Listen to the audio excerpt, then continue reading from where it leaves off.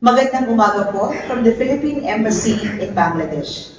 Welcome to our four-part interview series on inspiring Filipinas who are inspiring inclusivity. Today, we are honored to have with us one inspiring Filipina, a wife, a mother, and a successful vlogger. Kaya, wala nang patumpik-tumpik pa. Let us all welcome Mommy Shirley. Hello po sa inyo lahat.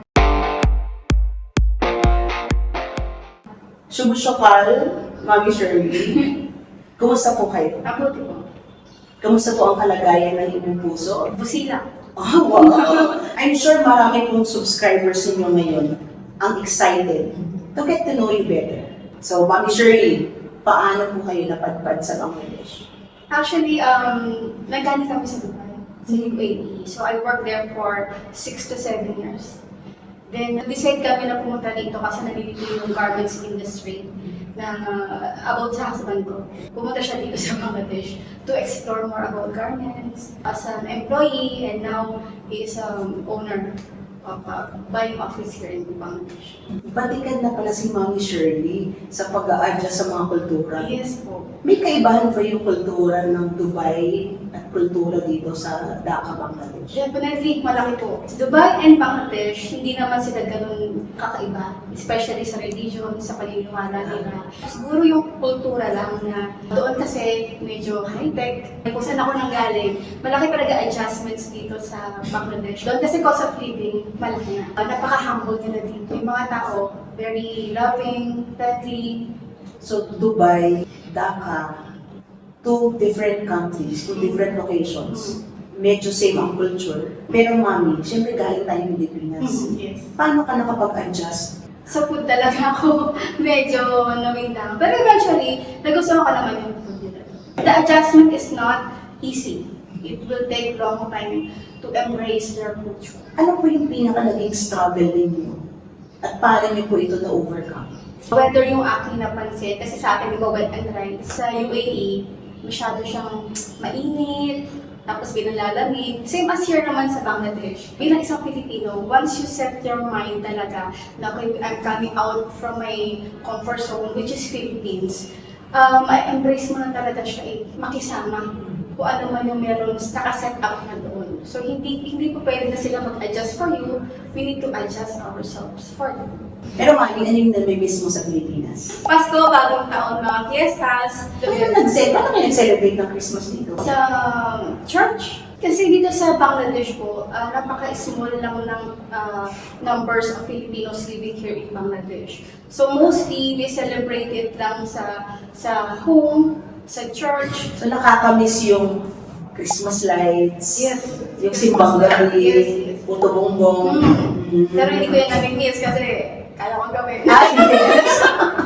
At syempre, hindi lang marunong magluto si Mami. Kasi dito sa Bangladesh, ang hirap hanapin yung Filipino ingredients, di ba? Yes, super hirap. Wise din si Mami because she can actually find the perfect substitute for the Filipino ingredients. Pero dito iba. Siyempre iba yung brand, iba yung mga ingredients. Ang kauna-una ako naging problema dito since na mahilig tayo sa mga dessert is condensed milk. Pati yung evaporated milk, talagang hinomade ko siya from scratch. So, maybe may available na sa ibang market, pero since na baguhan lang tayo dito, at hindi ko pa talaga alam yung mga markets na may ino-offer sila ng condensed milk, pero hinomade ko talaga siya. So hindi lang dapat magaling, kailangan fatsyagatin kasi magaling. Yes, homemade talaga lang. Ano yung ginawa mo? Yun naman, gatas lang. Gatas ng kalabaw. So, may magde-deliver sa bahay, 1 litro everyday. Tapos yung ginagamit ko, pinapakuluan ko lang siya. Tapos kapag nag-concentrate na, magdadagdag ako ng asukal. Para siyang nagiging yema. Yes, Pero hindi yung medyo malabnaw. medyo malaki. Napaka-genuine talaga at resourceful ng mga Filipinas. Yes. Yung wala, nagkakaroon. Yes, tsaga-tsaga lang talaga. Galing! Since pag-usapan na natin yung pagkain, so pumunta na tayo dun sa vlog mo na ang sarap grabe. Yes. Pero bago dyan, meron akong phone-in request from the Philippines. Pa-shout out daw po kay PA Prince and at sa kanyang wife na si Kay Nagpala. Hello po, Sir Prince at Ma'am Kay. Shout out po. Yan. So, Mami, paano mo naisipan mag-vlog? Sa Dubai pa ako. Every Friday siya off natin. Kasi mahilig ako mag-compile ng mga pictures, mga video. That time, hindi pa yung Facebook, hindi pa gano'n widely known sa social media. So, ginawa ko, mahilig ako mag-video-video. Nata pala ako, mahilig talaga ako mag-video-video. Ayun, in-upload ko siya sa YouTube. Gumawa kami ng ice candy ng ano. Tapos nasundan ng puto. Pero not everyday. Tapos one day, sa email, may nag-email sa akin yung Google na you need to set up your account. Sabi ko, why do I need to set up my bank account? Tapos, you earn this 20 cents dollars. 20 cents. Nakikita pala yung YouTube. Ayun, dahil that time hindi pa ako masyado talagang into it. So, nasundan na lang siya talaga. Yung nandito na ako sa Bangladesh, bilang isang Pilipino talaga, no? Parang ayaw mo lang talaga na umupo sa isang tabi, tapos maghintay ng asawa mo na galing sa office, na gusto mo na maging productive every single day. Hanggang sa, ay, okay to pag pala nag-upload ako weekly, tumataas din yung views, yung earnings. 2018 to 2024, nagada daily uploads na talaga. And I think what makes your vlog different is that nagpe-Facebook live ka. Yes, nagka-Facebook live ako. Oo, tuwang-tuwa ako dun sa... Grabe. Pakisabi kung naririnig niyo ako ng maingay, no? Engagement din po kasi noon. Nagre-reply talaga sila. Mhm. Oo, mami, maliwanag. So, ang dami nagre-reply. So, ibig sabihin, nakuha mo yung attention ng mga viewers mo. Kasi hindi po ako din pwede magsimula na walang audio. So, kailangan ko din yung malaman sa kanila. Nabanggit mo na nagsimula ka sa 20 cents. Natuwa ka ba doon o medyo na-disheartened ka na 20 cents? Tuwa-tuwa. Kasi sino ba mamimigay sa'yo ng 20 cents? Oo. Iniisip ko na lang, pag samasamahin natin 20 cents in a month or in a year, magkano rin? 20 times 12. Mahina po ako sa math, pero... Hayaan na natin sila. Kaya ano natin sila. Pakicomment naman sa comment box. I think din yung isa sa pinakamagandang trait natin, di ba? Yung hindi tayo naghahanap kaagad ng malaki. Malaki. Sabi nga nila, you start small, Mhm. pero you start right. Yes. Okay. Kaya naman, ang dami. Ilan ang subscribers mo today? Sa Facebook, 2.6 million. Napakaliit naman pala ng ano yan. 2.6 million 2.6 lang. million. Tapos sa TikTok, 1.5 million. Pero mami, mag-shoutout tayo sa mga Pilipino all over the world. Hello po. Yung 2.6 mahina yan. Ang daming Pilipino sa iba't ibang bansa, di ba? Yes. Oh, so dapat pagkatapos ng palabas na ito, magiging mga 3 million na yan. 3 million subscribers. Pero ang lagi ko iniisip as a food blogger or as a content creator, altogether mga nasa 5 million followers siya follow. I am not thinking about it as a number lang. It's just a number, followers. But for me, it's a responsibility to give my best to the people who follow me talaga. So every single day, I have to plan it. I have to make sure na they will gonna like it. Even though, syempre, hindi nyo maiisip na sana mag-trending, sana mag-trending. Hindi yun lagi ko iniisip. Ang iniisip ko sa mga tao na naghahanap talaga ng mga recipe na, ay, pwede pala gawin ito sa repolyo. Mga gano'n. Ay, pwede pala ito gawin sa itlog. Ganun siya. So, sana ma-inspire sila sa mga ginagawa natin. Sa simple ingredients lang, alam yun, magkakaroon sila ng mga idea na hindi laging ganitong dish, laging nilang Niluto. Kumbaga, ano doon, may tweak doon sa regular na ingredients. Meron bang specific comment na natuwa ka? Sa lahat ng comment na nababasa ko, ang pinakagusto ko talaga, kahit di sila the same sentence, of course, yung, mami, alam ka na ng pinagbago ng channel mo. Alam ka na ng improvement mo, which is nakakataba talaga ng puso. Ano yung luto na pinakamadaming views? Gulay. Gulay. Gulay, tsaka yung mga budget meal na pwede palang gawin na, yun nga, sa kahit simpleng kamote, bilang lagi natin nilalaga, pwede yung gawin ng iba pang mga dessert, o pwede yung kainin, yung mga ganun. Ang ingredients na binibigay ni Mami, may iba't iba pang klase ng luto. Oh, so may tipid tips na tayo dito. Especially kapag yung mga puso ng saging, tinatapon natin yung pinaka-gilid ng puso ng saging, yung pinaka-flowers na pinatapon natin. So pwede yung gawin chips.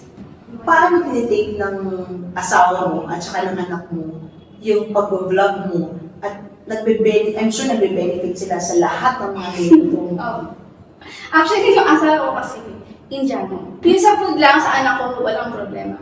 Pero yung sa asawa ko, iba pa. struggle mo ba yun? Sa ngayon, hindi na. Hindi na. Kahit bigat mata. Minsan nag-crave siya sa specific na Indian food na kailangan mong gawin oral mismo. Tsaka yung Indian food kasi napaka-delicate gawin. Hindi katulad sa atin, oral mismo may mga ingredients, lulutuin mo na siya. Sa Indian kasi, you have to prepare it one day before. Especially yung dosa. So I have to make it from the scratch talaga. Bibili ako ng specific na klase ng bigas. Tapos ibababad ko siya ng mga 6 to 8 hours sa tubig. Tapos meron din akong stone grinder sa bahay. So, after ko siya ma-soak, i-grind ko na siya. Tapos pag-grind niya, palagyan ko ng asin, itatabi ko siya sa warm place para mag-ferment. Tapos kinabukasan ko pa siya maluluto. So, things we do for love. Ay, yung mahirap pa. Kasi ngayon ko lang nalaman ng Indian eh. So, nasa Dubai kayo, nasa Bangladesh lang ngayon. Pero ang asawa pala, Indian. Indian. So, doon pa lang meron ng cultural adjustment. Yeah. Ngayon hindi na po, syempre. Hindi na. Paano kayo nagkakilala ng husband? Sa Dubai, kasi nasa garments industry din kami. So, yun, doon kami nagkakalala. Isa siya sa one of the staff, ako din sa admin naman. Yun, Paano manligaw ang mga Indiano? propose agad. Ganon? Kasi sa UAE, di ba napaka-strict yung culture nila. So, I follow it. So, bawal yung holding hands, ayoko nung hindi rin siya sanay kasi yung kultura niya nga, iba din. So, hindi siya yung physically romantic sa'yo. So, doon ako nanibago kasi bilang, di ba, mga Pilipino, sa natin, Touchy, yeah, okay, yes. sweet, romantic. Sa kanila, minsan hinahanap ko yan sa kanya hanggang ngayon, yung holding hands, ayaw na. Tapos yung medyo nakakaano na kami ng loob, ayun, nag-propose siya sa akin. Dinigyan niya ako ng sing-sing sa table ko, ayan. Tapos within 6 to 8 months, ayun. Sa Dubai Sa kayo? Dubai kami, sa Indian Embassy. Napaka-colorful ng buhay ni Mami Shirley. No? Nag-Dubai, nakapagsawa ng Indian, ngayon nasa Bangladesh. And meron din isang anak. Yes, meron po kami. Paano yung upbringing kay daughter? As a Filipina mother, syempre, mas pinaparaliti ko yung bilang isang Pilipina, syempre, yung culture ng ating mga Pilipino. Yung gadasal, yung mga Filipino food, kung ano yung mga talagang Filipino household, yun yung pinapractice ko sa bahay talaga. At nung na-meet ko si Aliana, nakita ko na nagtatagalog, no? At very very familiar pa din yung feeling ko sa kanya na lumaki man to sa ibang bansa. Tatak Pilipino Tatak pa rin, Pilipino. no? So I have to congratulate you for that. I mean, thank you for always putting your being a Filipino anywhere, everywhere, at all times. Salamat. No, kasi, syempre, kahit nasa ibang bansa tayo, we have to assert our being a Filipino. Yes. So, ibig sabihin, proud ka. Yes, of course. Yeah. Proud na proud.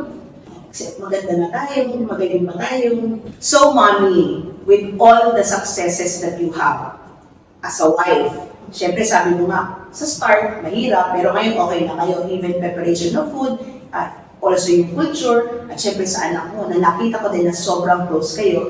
And, of course, you're a very successful vlogger with almost 5 million followers. Ang tanong ko na lang, meron ka pa bang gustong ma-achieve? Pero bago ko yan sagutin, ma'am, kasi natatama pa rin ako hanggang ngayon. Yung pag sinasabi lang you are successful, Shirley, hindi ko pa siya ma-feel. Kasi, ewan ko yung puso ko, I'm always looking for something more. Parang ayoko kasi mag-settle na successful.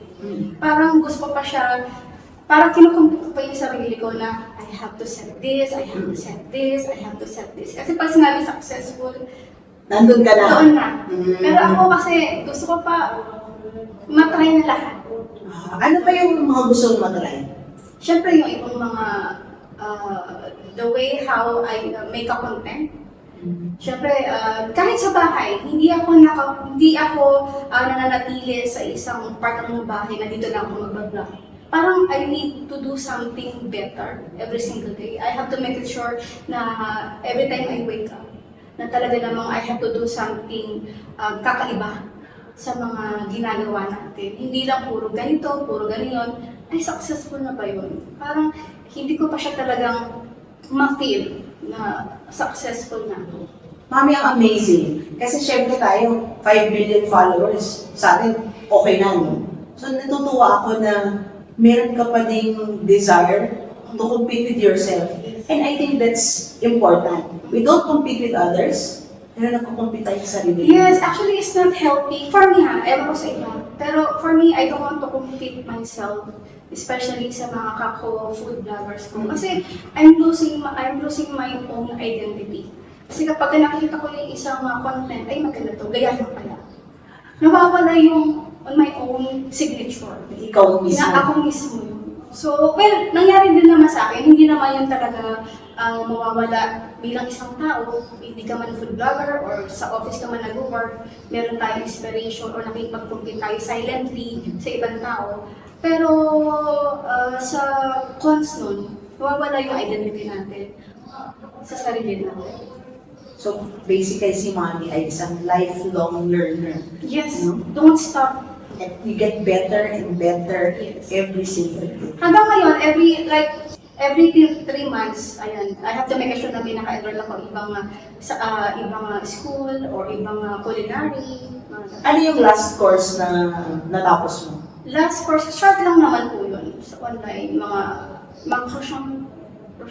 Oh, wow! Mahirap kasi Mahirap i-pronounce yan. Oo. Kasi mahirap talaga na gawin, matyaga talaga. Though, na-experience na ako, pero kailangan mo talaga kung yung mga techniques na which is hindi mo talaga minsan makukuha lang sa papanood ng YouTube, sa Facebook. So, kailangan talaga nakatuto ka sa school talaga. So, gusto na pala niya mag-level up. No? So, Yes, mga gano'n naman. Okay. And I'm sure you will get there. Diba? Sa sipag at syaga mo, hindi imposible yun. Diba? Yun talaga yung proud ako na bilang isang Filipina, na talagang masyaga tayo bilang isang babae. Talaga lahat gagawin natin sa pamilya natin para mairaos natin yung responsibilidad natin. Hindi lang porket nag-asawa na yung mga tayo bilang babae sa isang pamilya. Meron pa rin ako kasing family parents sa Philippines na sinusuportahan, mga pamangkin ko. We don't stop helping our family in the Philippines. Kahit na meron tayo sa Yes, especially our parents.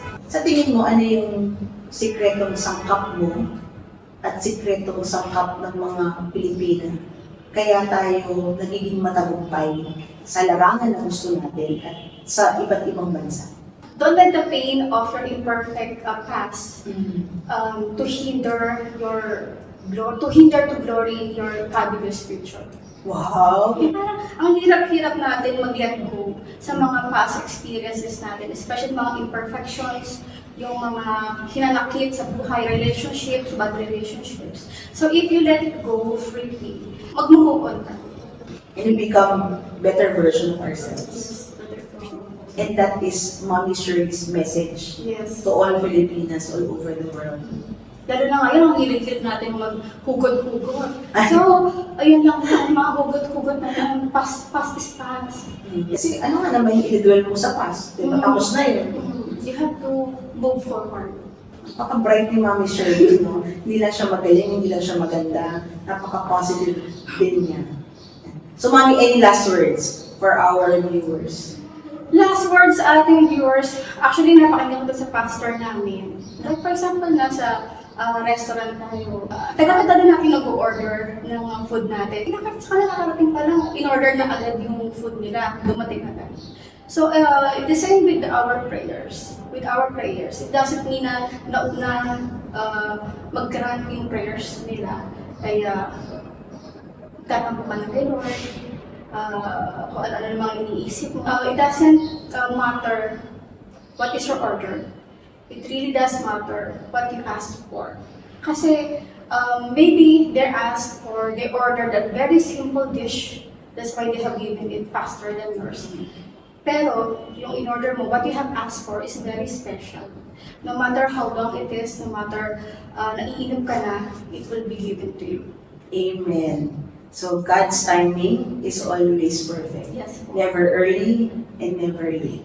So, Mami, thank you. Thank you. Pero syempre, before we end this interview, of course, we would like the good ambassador, the Philippine ambassador to Bangladesh, His Excellency Leo Tito Ausan Jr., to personally give you his appreciation. Thank you po. Thank you so much for inviting me. Thank you for the kaunlak. So, Mr. Early, for on behalf of the embassy, I would like to convey our sincere thanks for your coming this morning and participating in this undertaking. We are indeed very thankful that you have shared with us your own personal insights on the questions asked. By doing so, you will have conveyed and perpetualized what you have achieved in this part of the world. So belated congratulations in that regard. Thank you din po. Mommy Shirley, thank you for sharing your story with us. It has been truly a wonderful morning. Undoubtedly, you are an inspiring Filipino. Thank you for raising our flag and making us all proud. Mabuhay!